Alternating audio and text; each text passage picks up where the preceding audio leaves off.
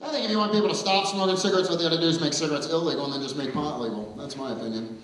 And, all right, thanks for backing me up on that. I think they should, man. What kills me, though, is like whenever I bring that up in like comedy clubs or like in passing conversation in bars, why is it that by the end of the night, the people that want to always lecture me about not smoking pot are the drunkest people in the room? You know, they always come up to me, they're like, you know, you shouldn't smoke marijuana, man. It's like, you know, you're going to piss on yourself before the night's out, and I'm going to be high as shit and laugh my ass off about it. Then I'm going to forget about it for an hour, remember it again, have a whole brand new laugh. You're not going to know you pissed on yourself till I email you pictures of it tomorrow. So drink up. Don't get me wrong, man, I'm not saying to legalize all drugs. I do not believe in that at all. I used to party pretty hard. My drug of choice back in the day was LSD, but because I'm dyslexic, I did a lot of LDS, and there were Mormons in every one of my trips, which is crazy. Thanks for getting that, man. They hate that joke in Utah. They do. And people always say to me, too, well, why would you do a drug like LSD? And I got to tell you, I thought it would be cool to watch a mailbox walk across the street, man. I did. But you know what's cooler than that? Talking to it for an hour after it happens like that. It's like, dude, where's my check?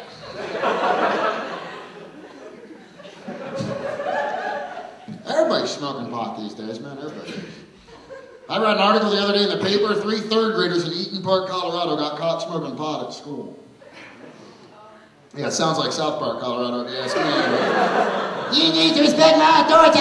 All right. Man, I want cheesy poos. All right, about 6 of you know what I'm doing, the rest of you. First group of college kids that doesn't know what the hell I'm talking about. For those of you that do know what I'm talking about, you know when that voice comes in handy? When they screw my order up at the drive-thru. I said no pickles on my burger, bitch! Dude, how did you get this job? You're so fucking dumb, man.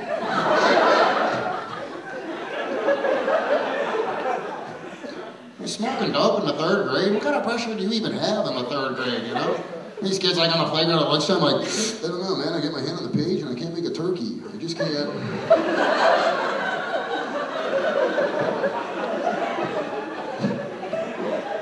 This isn't what I've always done. I'm going to take a little survey here, actually. I'm just curious. By round of applause, how many people here work in the service industry, restaurants, bars, stuff like that? Anybody?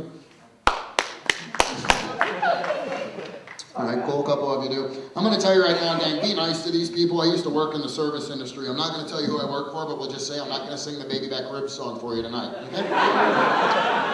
The reason I say this is you got to be nice to these people, man, because I used to work in the service industry and restaurants, bars, stuff like that. They're havens for just dumbass questions, okay? You got to bite your tongue a lot. And just to give you an example of a dumbass question, how many of y'all got that one friend that'll call you at home on your home phone, then proceed to ask you where you are? If you're not laughing, you're that dumbass friend.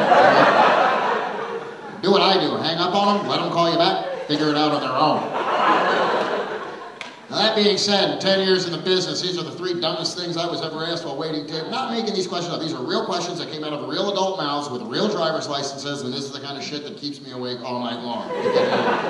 Number 3, one of my all-time favorites. Does lettuce come on your salad?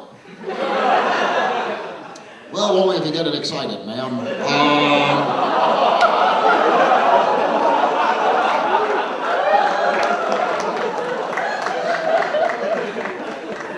For those of you moaning, what would you have said? Hey, right? Number 2, one of my all-time favorites. I was actually asked this one a half dozen times, never thought I'd even hear it once. What flavor is your lemonade? Sorry, ma'am, I just sold out of all the coffee-flavored lemonade. She says, no, I mean, is it pink or yellow? Well, the adjective you're looking for would be color. Tell you what, why don't I help you back on with your helmet there? And you drive home as fast as possible because my shift's done in 10 minutes and I don't want you turning left in front of me, okay? My all-time favorite question, if you work in the business, I guarantee you get asked it once a day, if not once a week, I promise you this. Can you make that cook any faster? No, I can't. Because you see, sir, if I could do that, that means I could alter the laws of physics. Well, if I could alter the laws of physics, I wouldn't need to wait tables to take your fucking order to make a living now, would I? No, I be splitting atoms for the government. Nuts. If we do have some drinkers in the crowd, don't do the shot. I was in Butte, Montana a few weeks ago. Why? Because I had to be. Thank you. And don't do the shot they made me do there. It's called a Three Wise Men. Has anybody ever had this? You might not, because college, you guys might have. The one I had was Jim, Jack, and Jose. Oh yeah, the three wisest men in any bar. First of all, what is it about Jack Daniels that when you drink enough of it, all of a sudden there's this imaginary redneck inside your head telling you a bunch of crap you would never try to do when you're sober? You know, you're like drinking your Jack, you're having a good time, some belligerent drunk comes by trying to start a fight, because there's always one. Make some dumbass rhyme. Nice shirt, Jack's right there. What did he just say? I didn't hear anything, man. No, he said something about your shirt. You need to go up his ass. Okie dokie. Now, if you drink tequila, it's the same thing. It's just a little Mexican guy up there going, I know he's bigger, you'll make kick him in the balls. And if you drink both, they argue before they send you out to get your ass kicked. Basically, it's a Three Wise Men. It's Jim, Jack, and Jose. And what you do is you drink the shot, you get your ass kicked, and then you gain the wisdom never to drink that crap again. Now, if you want to shoot something, shoot my all-time favorite. That's Goldschlager. I love this stuff. Yeah, it's an actual alcohol with flakes of 24 karat gold, real little pieces of gold in it. And I bought 3 cases this week, and I'm being into a strainer, making myself a new pinky ring. So I'm going to give my dad 4 cases at the holidays because I want to see him shit that gold brick my mom used to always tell me about. Before I get out of here, I'll talk about one last little thing that I love to pay attention to, but I don't follow. That's fads. Fads, things that are hip, things that are cool. I'm not a very fad-oriented guy. I'm a little bit of an old 80s punk. I don't give a shit about stuff like that because I don't participate. What I do care about, though, is seeing how long something hits and then stays around before it fades into the woodwork. And the one thing that hit here in the 90s that like got here and stayed, and I didn't think it would, was the body piercing. Now, does anybody have anything or things interesting pierced that I would be willing to see, perhaps? I don't know.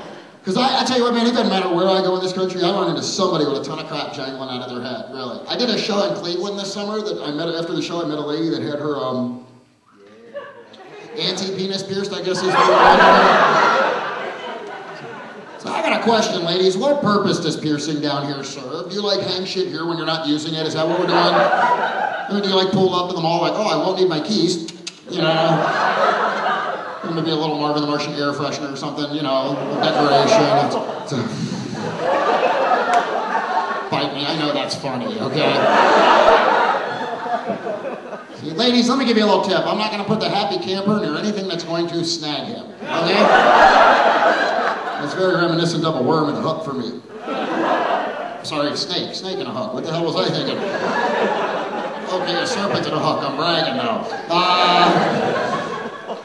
And ladies, don't be upset. You're not the only ones that pierce down here too, man. Guys do it too. My neighbor, I would have never known his groin was pierced and a magnet not flown off my fridge one day and hit him right in his eyes. He was just hanging out in the living room. Well, he wasn't hanging out in the living room, but...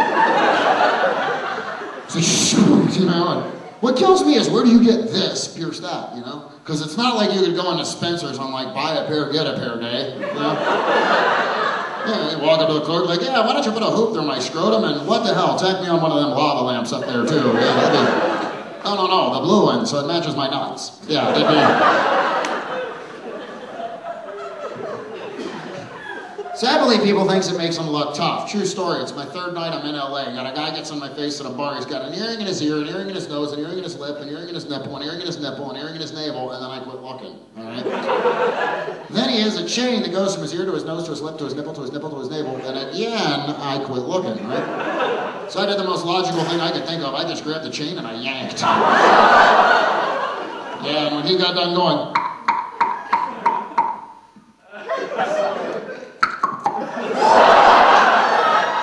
parachute came out of his ass. It was amazing. Folks, I've been Dan Friedman. You all been a lot of fun. Thanks for listening.